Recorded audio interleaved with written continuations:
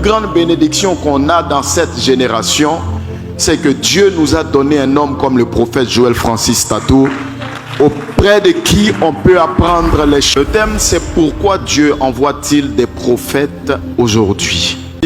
On ne manipule pas les choses du prophétique n'importe comment. Ce sont des choses qu'il faut apprendre. Ce sont des choses pour lesquelles il faut s'humilier. Aujourd'hui, nous avons une jeune génération que Dieu est en train de lever dans le ministère prophétique. Mais le danger que nous courons, c'est que la plupart de ces prophètes sont autodictates. La plupart de ces prophètes ne veulent pas apprendre, ils ne veulent pas s'humilier. Le ministère prophétique est comme un laboratoire chimique. Un laboratoire.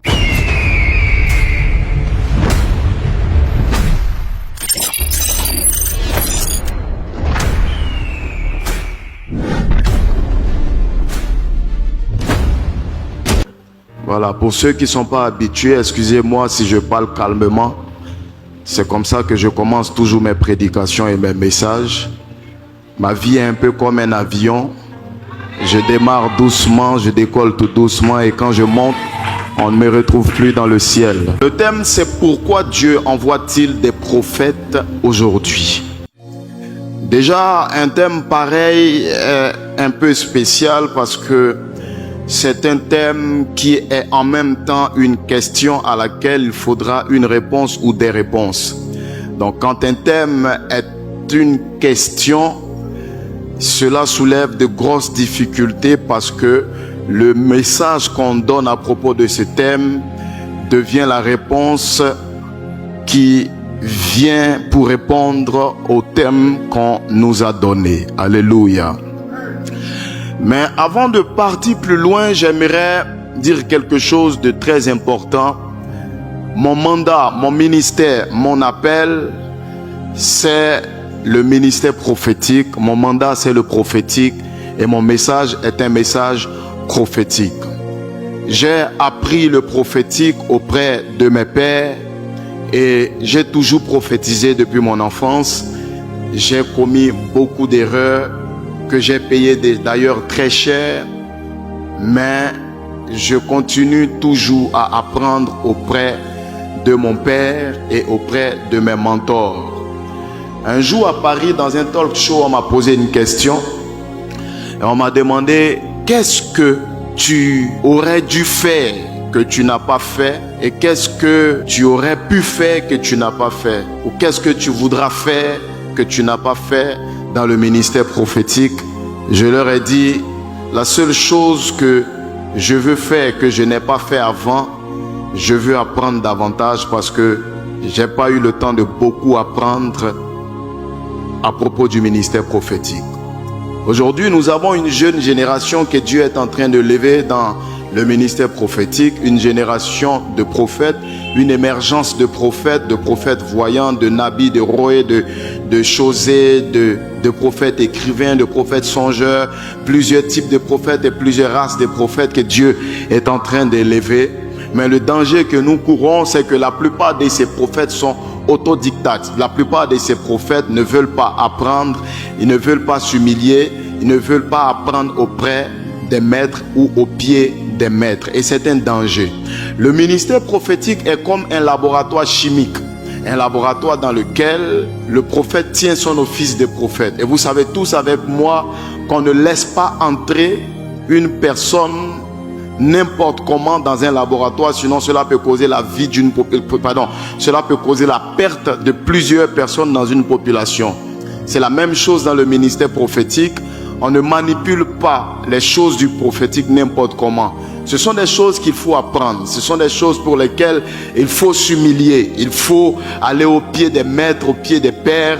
Et l'une des plus grandes bénédictions qu'on a dans cette génération, c'est que Dieu nous a donné un homme comme le prophète Joël Francis Tatou, auprès de qui on peut apprendre les choses et les rudiments du ministère prophétique.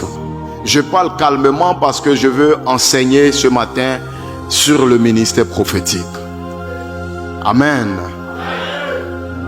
Je veux enseigner sur le ministère prophétique. D'abord, dans sa définition basique, un prophète, c'est celui qui parle de la part de Dieu ou qui parle sous l'inspiration de l'Esprit de Dieu pour transmettre un message de Dieu au peuple de Dieu ou à un individu ou à une nation ou à une famille. Ça, c'est la définition basique du ministère prophétique. Mais moi, la définition que je donne au ministère prophétique et au prophète, c'est que le prophète est un homme choisi par Dieu, envoyé par Dieu pour donner son message. Mais non seulement c'est un homme choisi, envoyé par Dieu pour donner son message, mais c'est aussi un homme à qui Dieu a donné les aptitudes et la capacité pour interagir avec les esprits et le monde des esprits.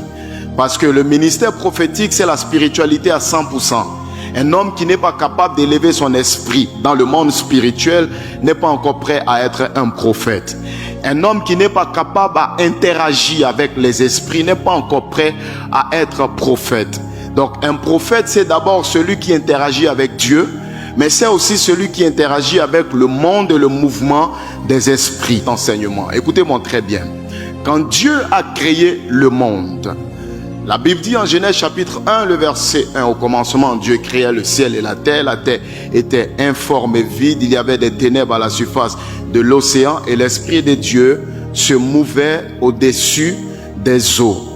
Les commentaires juifs et les commentaires hébraïques de la Torah disent que quand Dieu a créé le monde, il a occulté sa présence, il a retiré sa présence du monde parce qu'il voulait créer un monde avec lequel il pourrait avoir une communication et une conversation.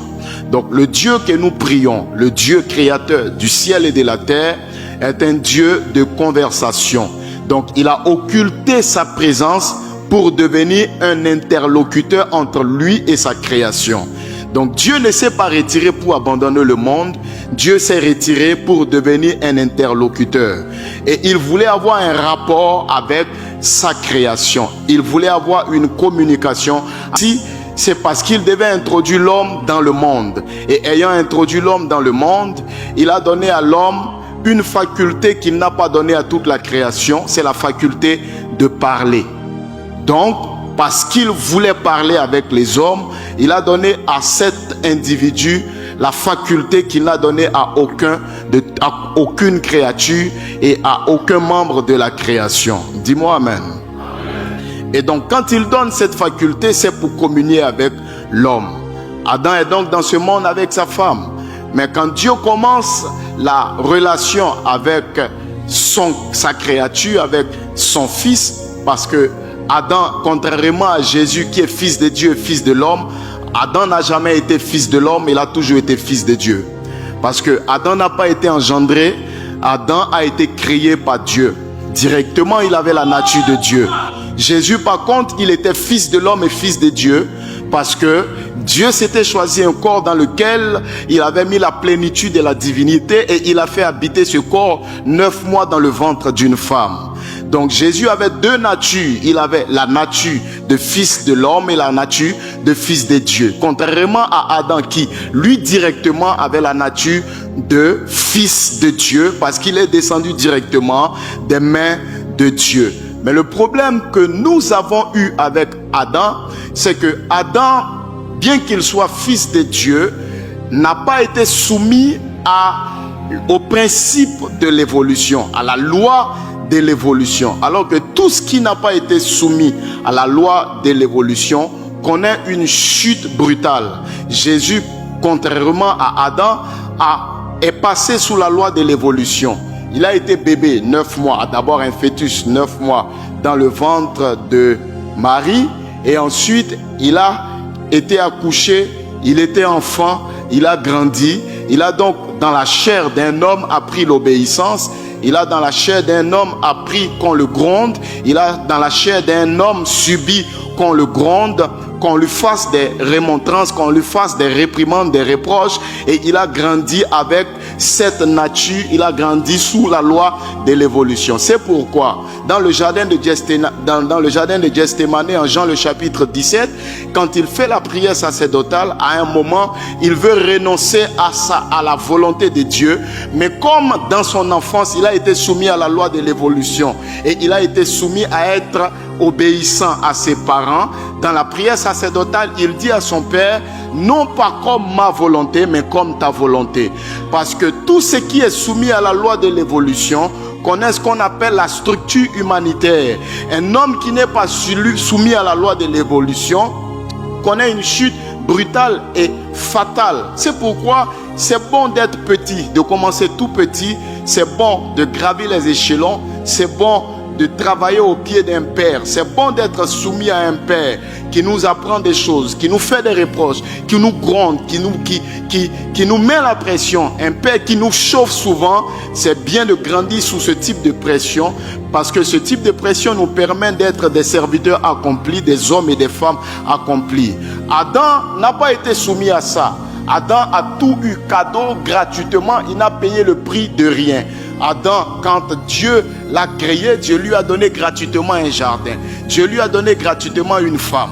Dieu lui a donné gratuitement la capacité de nommer les animaux. Dieu lui a tout donné gratuitement. Alors que tout ce qu'on obtient gratuitement n'a pas grande portée. Mais tout ce qu'on obtient au prix de sacrifice, au prix de soumission, au prix de la loi de l'évolution, finit toujours par porter des fruits. C'est pourquoi c'est bon pour toi d'être fils.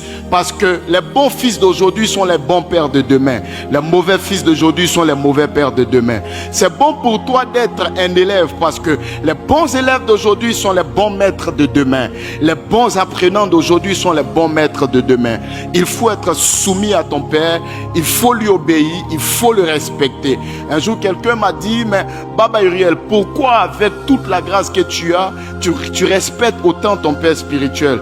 Je lui ai dit, je respecte autant mon père spirituel parce que je veux être un bon père demain. Et c'est ce que le centenier romain a dit à Jésus. Il dit, moi-même qui te demande de venir. C'est vrai que j'ai des serviteurs qui sont à mes ordres. Je dis à celui-là viens ici. Je dis à celui-ci va là-bas et il va. Mais malgré tout ça, moi je suis soumis à mes supérieurs. Ça veut dire que quelle que soit la grâce que tu portes, quelle que soit la bénédiction, quelle que soit l'onction, le dépôt, la connaissance que tu as, si tu n'es soumis à personne, tu ne peux pas évoluer.